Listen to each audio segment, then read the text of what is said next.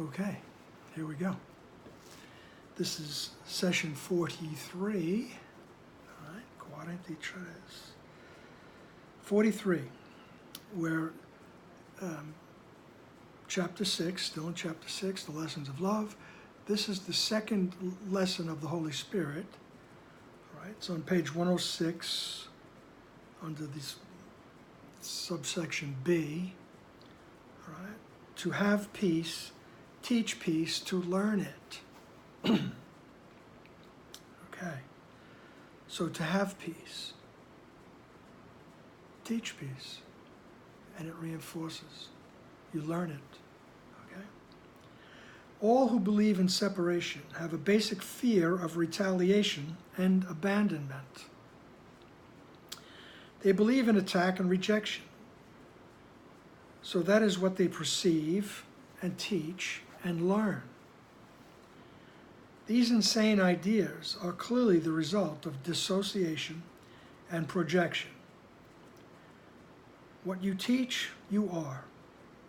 But it is quite apparent that you can teach wrongly and can therefore teach yourself wrong. Many thought I was attacking them, even though it was apparent I was not. An insane learner learns strange lessons.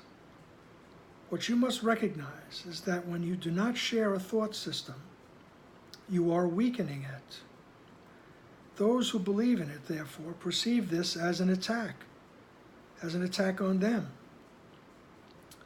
This is because everyone identifies himself with his thought system. And every thought system centers on what you believe you are. If the center of the thought system is true, only truth extends from it. But if a lie is at its center, only deception proceeds from it. Right. So a lie is at the center of the ego thought system. The lie is you separated from God. You separated from love. So he says only deception proceeds from that. All right?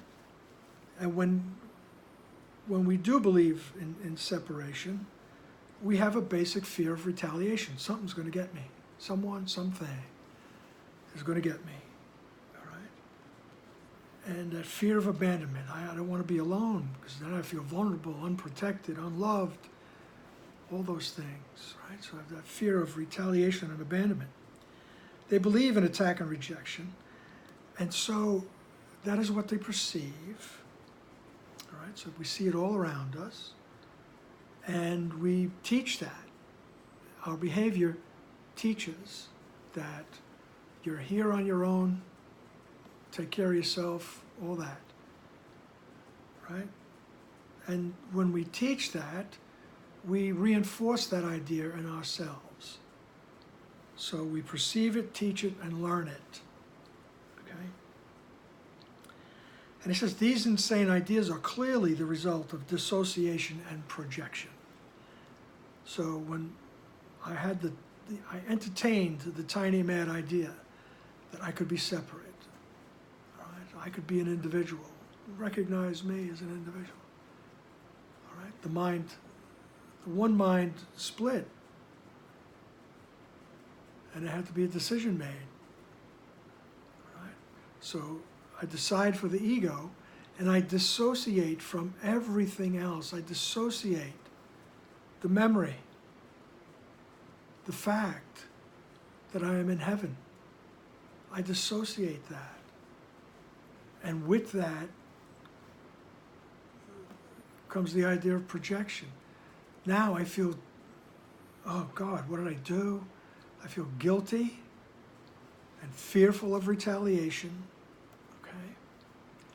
And so I have to project it. I have to throw that out onto everybody else, right? The first projection we did was out of the one mind. As we say, the Course is equivalent of the Big Bang, all right? The Son of God decides to run. God's going to get me. Or he fears something. and so projects out of the mind, and the entire world of time and space and form pops into existence, into the dream, so to speak. We start making stuff up, as they say. All right?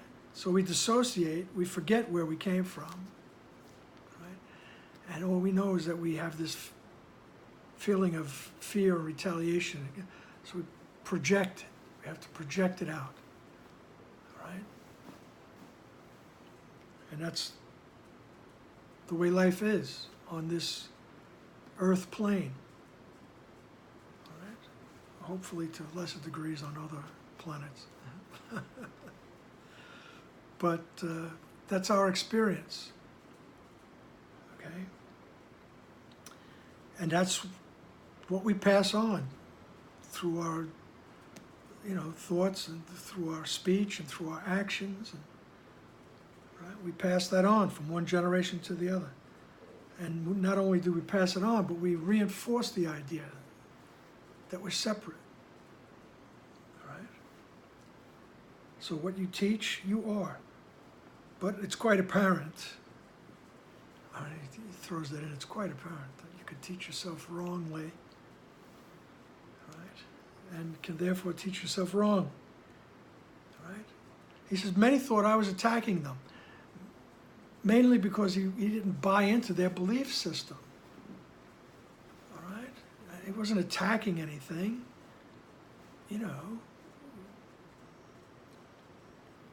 just... it's like they would ask him questions, and he, like Pontius Pilate purported to ask him questions, and he wouldn't answer. He wouldn't answer. Or he would just say, well, that's what you say.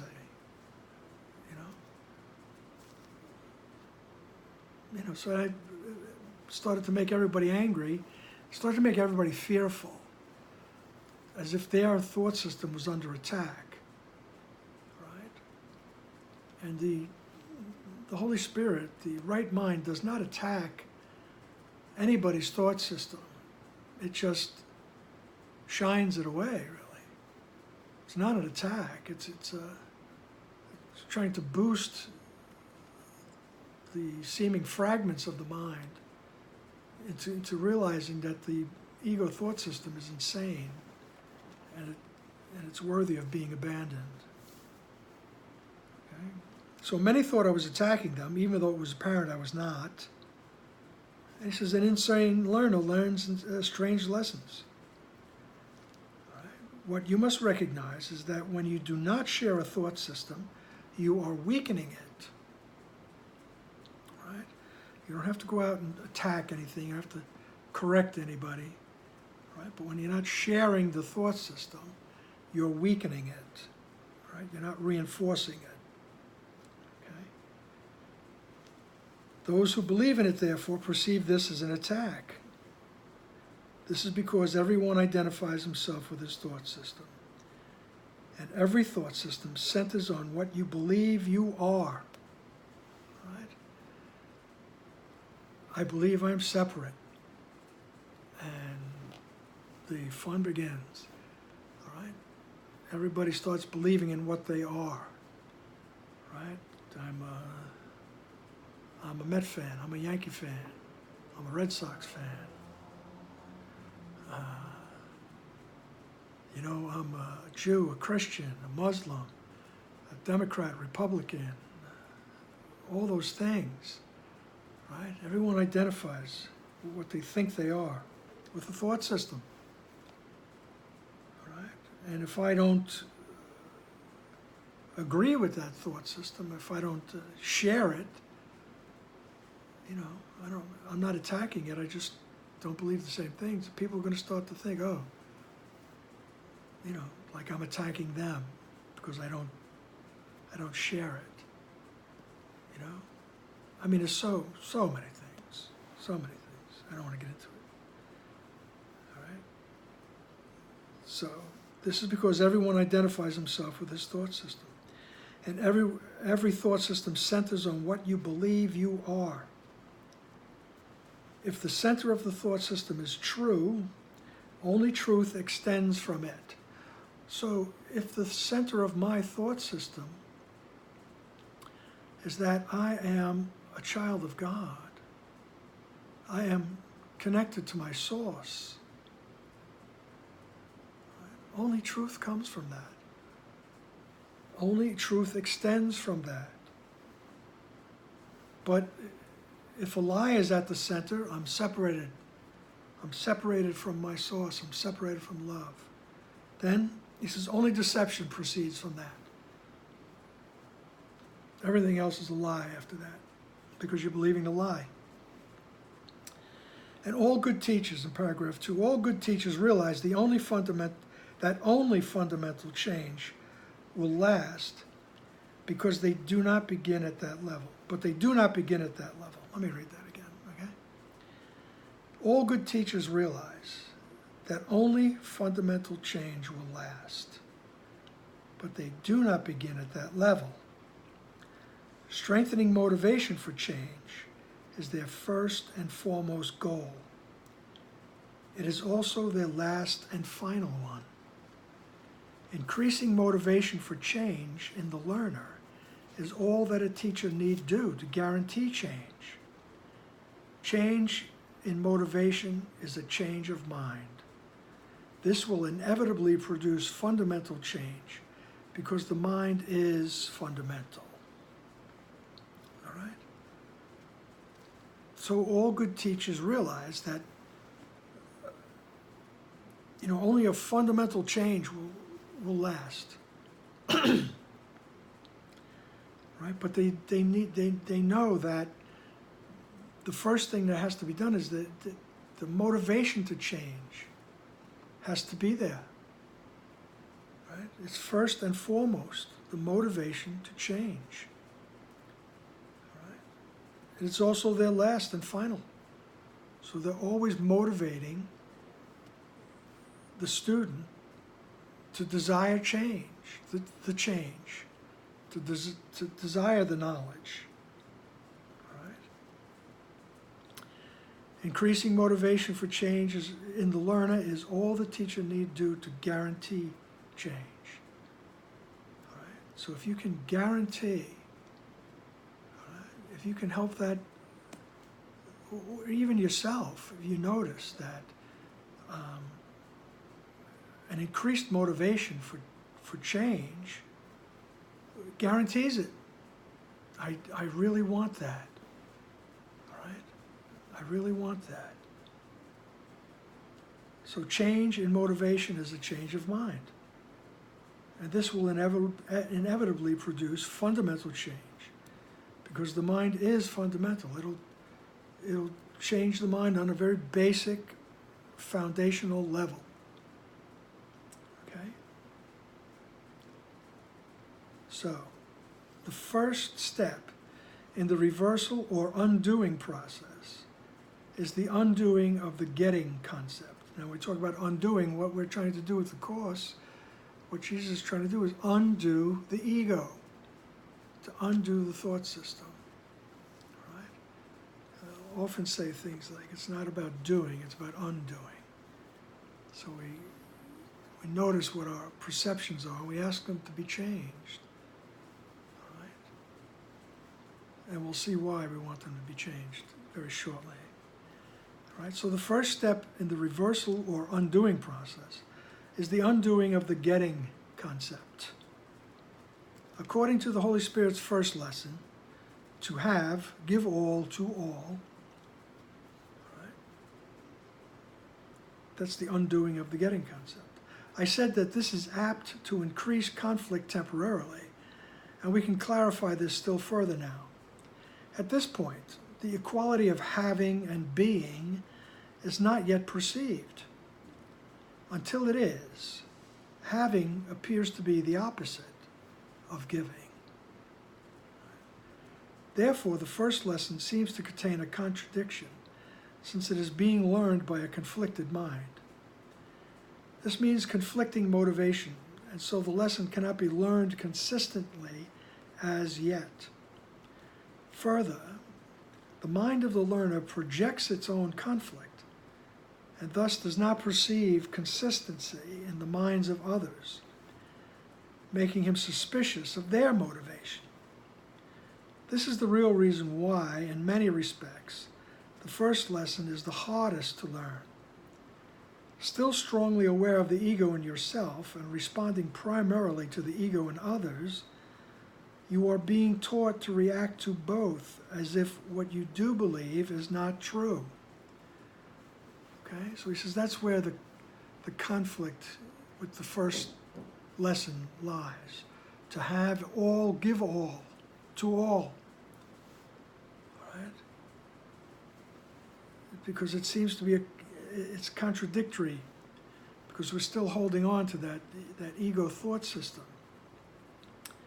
All right? He says that's why the first lesson is the hardest one to learn. Because the equality of having and being is not yet perceived.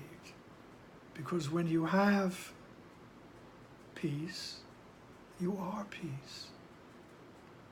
Right? When you have joy, you are joy. Right? He says you don't quite get that yet, but that's what we're working on. Process here, a process. Increasing the motivation to change. And we do that by practicing, offering happiness to everyone, all right, until you realize you are happiness. All right? So he says, because you're still strongly aware of the ego in yourself, right, and you're responding primarily to the ego in others. Right? Well, that's how we spend most of our day. We're still responding primarily to the ego in ourselves and others. Right? So the conflict comes when you say, well, what am I doing here? You know, he says, because you're being taught to react to yourself and to the others as if what you do believe, which is the ego, which is the separation, as if what you do believe is not true. So that's how we're being taught to react. We're training ourselves to react. All right?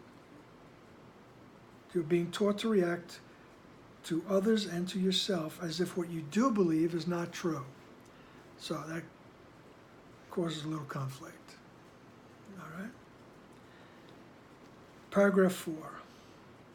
Upside down as always, the ego perceives the first lesson as insane. Right? In fact, that is its only alternative, since the other possibility, which would be much less acceptable to it, would obviously be that it is insane. All right? So the ego responds like, what? To have all, give all? That's crazy. Right? That's insane. Because the only other alternative is to realize that the ego is insane. You have to get everything you can, grab it, go get it. All right? It's just a vicious world out there. You got to get yours before anybody else takes it from you. All right? Jesus is telling us that's the insane thought system. Because in actuality, you have and you are everything. Okay. So, he says the ego's judgment here, as always, is predetermined by what it is. All right? That's the thought of separation, sin, guilt, and fear. The fundamental change will still occur with the change of mind in the thinker. Meanwhile, the increasing clarity of the Holy Spirit's voice makes it impossible for the learner not to listen. For a time, then, he is receiving conflicting messages and accepting both. Okay? And that's how we feel, all right, as we study the Course. It feels like from one minute to the other, you're receiving conflicting messages. All right? I I am a child of God. Yeah, but you think that way, he's going to, take your shoes. Whatever. You're vulnerable. All right? So we're getting conflicting messages here and accepting both of them. All right? But the more we practice, all right, the more we incorporate the teachings of the Course into our life, all right, the clearer the guidance becomes. Excuse me here. The clearer the guidance becomes. All right? And the Holy Spirit's voice makes it impossible for the learner not to listen, because it will have increasing clarity. You just keep practicing. Be willing. Right? Be willing to see the other's innocence. Be willing to allow the other to be happy. Right? Be willing to be shown. Have your perception changed. Okay? So, for a while we will be receiving conflicting messages and accepting both, because some days you will act like a nut. The way out of conflict between two opposing thought systems is clearly to choose one and relinquish the other. If you identify with your thought system, and you cannot escape this, and if you accept two thought systems which are in complete disagreement, peace of mind is impossible. Okay? You're going to have your foot in two different rowboats there. Right? So peace of mind is impossible. Right? It's just too conflicting. Right? So the idea is to choose one and relinquish the other. That's where we become the decision maker again. Right? That's who Jesus is talking to once again. The decision-making part of the mind. He says the easiest way out of the conflict is to choose one and relinquish the other. And he's highly suggesting we choose the thought system of remembering who you are, the right-minded thought system, and relinquish the idea that you are separated from God. Right? Notice that favorite word again, relinquish. It's not an attack, it's not a sacrifice, it's putting it down, laying it aside, and walking away from it. Okay? The way out of conflict between two opposing thought systems is clearly to choose one and relinquish the other. If you identify with your thought system, and you cannot escape this, and if you accept two thought systems which are in complete disagreement, peace of mind is impossible. If you teach both, which you will surely do as long as you accept both, you are teaching conflict and learning it.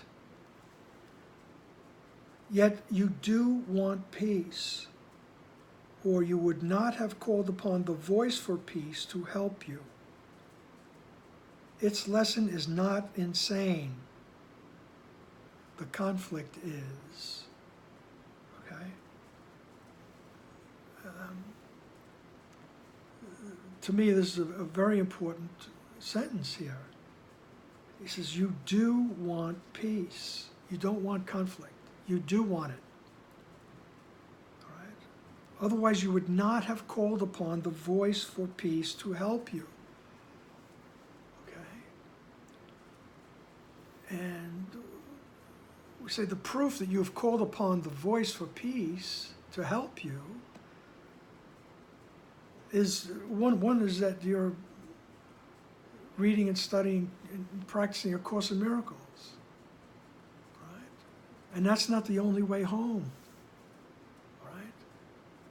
The proof that you've called on the voice for peace could be that you're going to Quaker meetings right? You're sitting in silence on Sundays. All right? You're going to all kinds of meditations. All right? You are even following your basic religions that you were brought up with. You're returning to study the concepts, the original concepts, not the nutty laws that they followed up with. All right?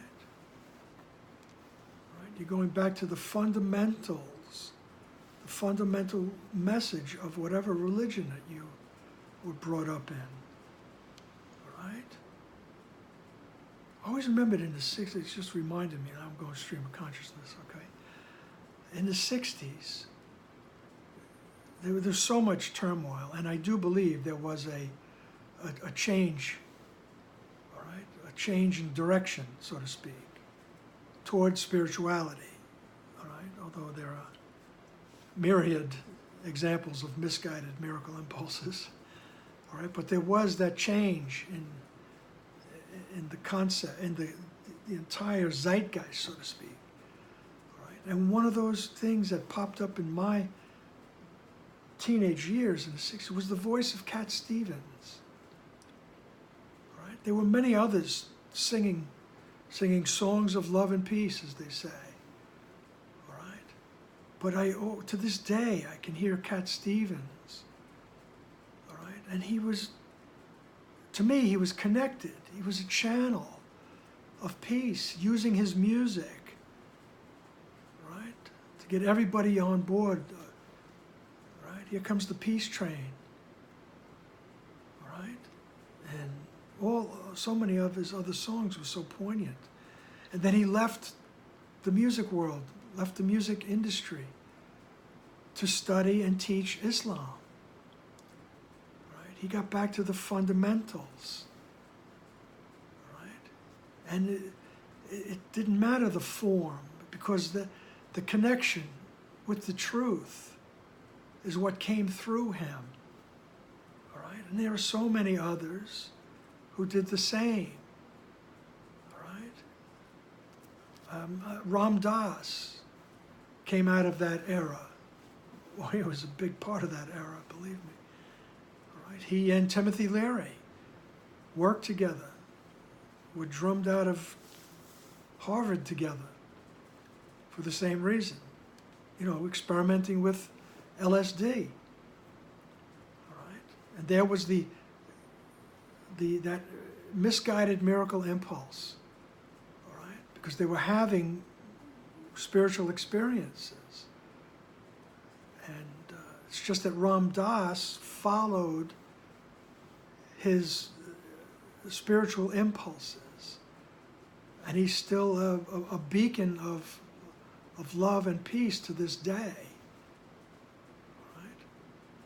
And Timothy Leary went to California. All right? No judgment there. All right? There was a lot of people derived a lot of good from expanding their mind, opening their mind. Okay? It's just as Ram Dass went on to teach, is that you have to get past that drug experience. That the drug only simulated the spiritual experience, but there was a price to pay, physically, emotionally, mentally. There was a price to pay, right? Whereas the true connection with who you really are only reinforced your spirit, right? Doesn't necessarily heal your body, but it just makes you joyful, right? Makes you accepting of whatever happens, as Krishnamurti would say. When he was asked, what's the secret? What's your secret? He said, my secret is that I'm okay with whatever happens. All right? Imagine that state of mind. All right? And there's not one way to arrive at that state. All right?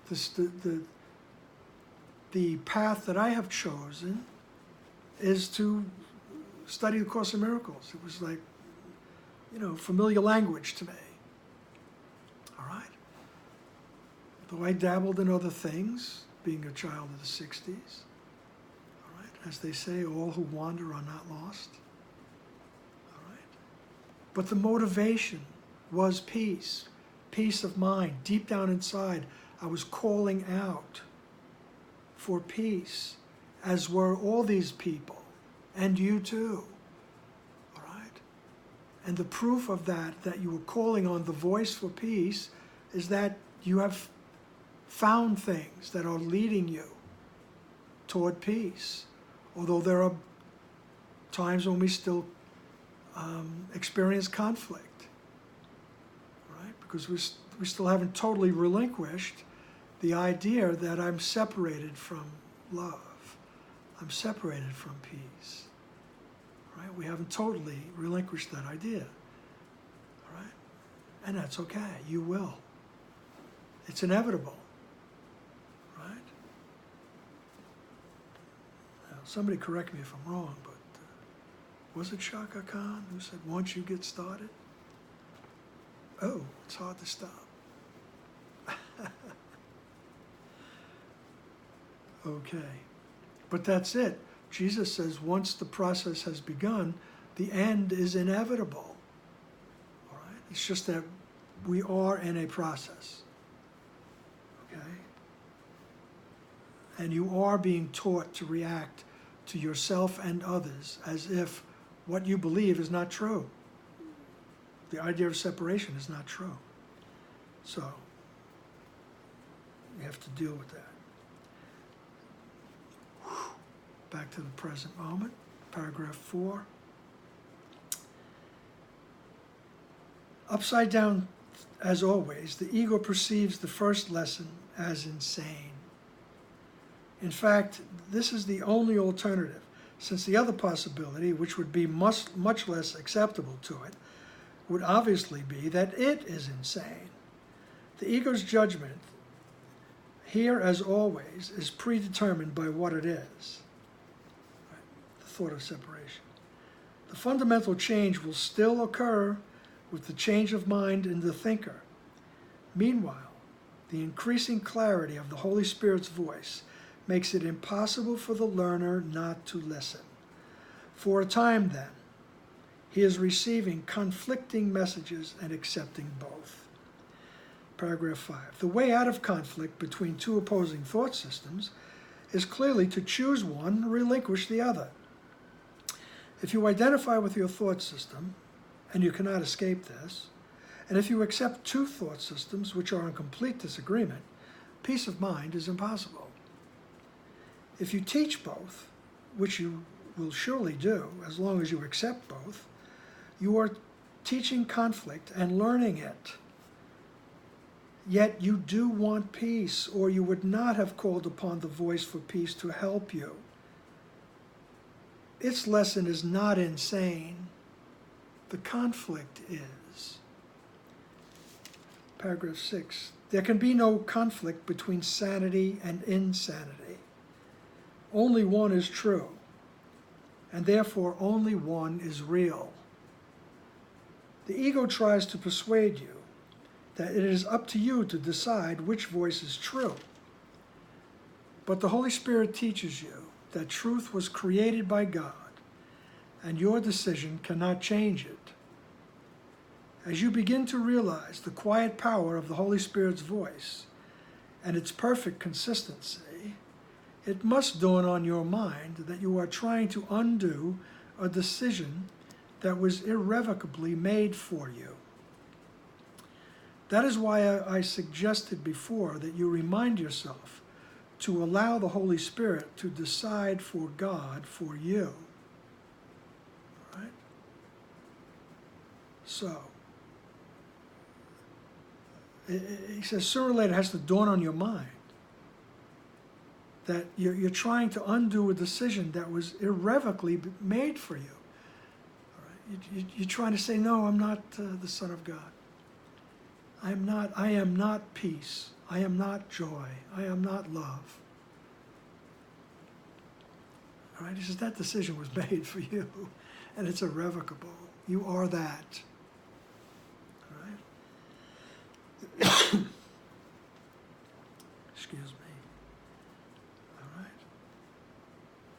And as you begin to realize the quiet power of the Holy Spirit and its perfect consistency, all right, it will dawn on you that you're fighting against who you really are. All right? And he says, that's why I suggested before that you remind yourself to allow the Holy Spirit to decide for God for you. All right? Help me to see correctly. Help me to see correctly. I'm willing to see correctly. All right? So you're not asked to make insane decisions, paragraph 7. You're not asked to make insane decisions, although you can think you are.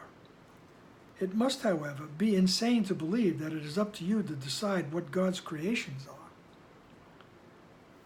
The Holy Spirit perceives the conflict exactly as it is. Therefore, his second lesson is to have peace, teach peace, to learn it. All right? So the Holy Spirit perceives the conflict exactly as it is. And remember now that Jesus is the manifestation, the embodiment of the Holy Spirit. He is us. He is me. I am him. Right? He is us. Right? In form. He's the memory of who we are in form. Okay? So he too perceives the conflict exactly as it is. Right? He knows the conflict that we're experiencing, which is why he's so gentle in his teaching and his guidance. And this course is so gentle. Just does not project guilt onto anyone. All right? It understands why you're conflicted. And it asks, just ask me for help, and I'll bring you home. Okay? And that's what he's talking about. So to have peace, teach it. Be a channel of it. And you will reinforce it in yourself. You will learn it more and more. You will become aware, more and more aware that you are peace. Right? And we begin where we are. We don't skip steps. As Ken would say, no one is abruptly hurled into heaven. I think Jesus says that in the Course. No one is abruptly hurled into reality. Right? It's a process. Welcome the process, because you'll be benefited right from the beginning. And you will want it more and more. And what is it you want? Peace. Peace of mind. That fertile ground where everything positive grows. All right? So the second lesson is to have peace, teach peace, to learn it. This is still a preliminary step, since having and being are still not equated. It is, however, more advanced than the first step, which is really only the beginning of the thought reversal. The second step is a positive affirmation of what you want. This, then, is a step in the direction out of conflict, since it means that alternatives have been considered and one has been chosen as more desirable. Nevertheless, the term more desirable still implies that the desirable has degrees. Therefore, although this step is essential for the ultimate decision, it is clearly not the final one. A lack of order of difficulty in miracles has not yet been accepted, because nothing is difficult that is wholly desired. To desire wholly is to create. And creating cannot be difficult if God himself created you as a creator. The second step, then, is still perceptual. Although it is a giant step forward, the unified perception that reflects God's knowing. It's a giant step toward the unified perception that reflects God's knowing. As you take this step and hold this direction, you will be pushing toward the center of your thought system, where the fundamental change occurs. At the second step, progress is intermittent. But the second step is easier than the first because it follows. Realizing that it must follow is a demonstration of growing awareness of that the Holy Spirit will lead you on. Okay? So this is a step in the direction out of conflict, since it means that alternatives have been considered. Do I want conflict and chaos, or do I want peace? Alternatives have been considered. All right? And one has been chosen as more desirable. All right? And says, nevertheless, more desirable still implies that desirable has degrees. Therefore, although the step is essential for the ultimate decision, it's clearly not the final one. Right? It's not the final decision to totally relinquish the ego thought system, but it's laying the foundation for the fundamental change. Because first of all, we want peace of mind. Right? And I keep referring to the fertile ground, right, from which other wonderful realizations grow, they pop up. Okay? So he says, to desire wholly is to create.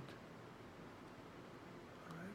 But he's telling us the lack of order of difficulty is not yet, right? The lack of order of difficulty in miracles is not yet fully accepted.